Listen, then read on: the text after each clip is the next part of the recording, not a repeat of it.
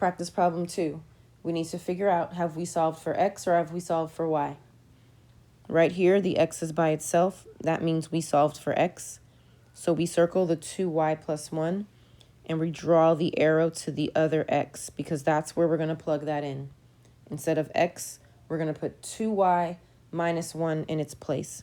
So let's rewrite this. 3, instead of x, we're going to put 2y minus 1 in parentheses.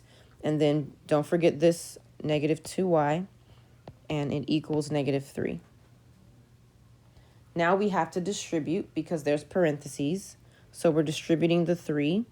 3 times 2y is 6y. 3 times negative 1 is negative 3. Bring down this 2y. Bring down your negative 3. Combine like terms. We have 6y and we have negative 2y. 6 minus 2 is 4y. Bring down your minus 3. Bring down the other minus 3.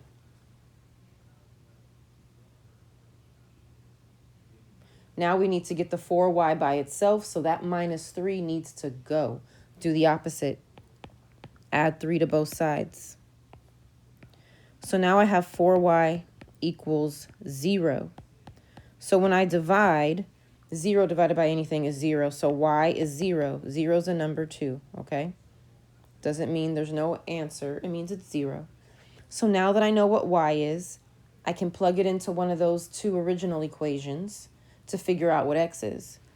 So if this is equation 1 and this is equation 2, to me, equation 2 looks a little bit easier. Equation 1 looks easier. So I'm going to use this equation, x equals 2y minus 1. I know that y is 0.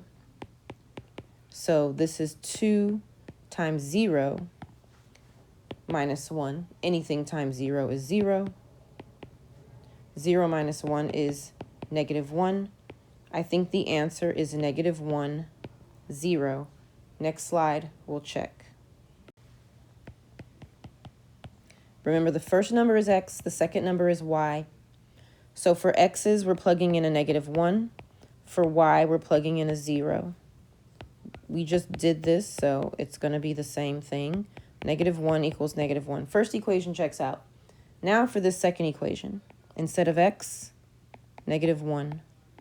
Instead of y, 0. Bring down your negative 3. 3 times negative 1 is negative 3. Minus 2 times 0, which is just 0. So we get negative 3 on both sides. It also checks out. This is the correct answer. One more practice problem.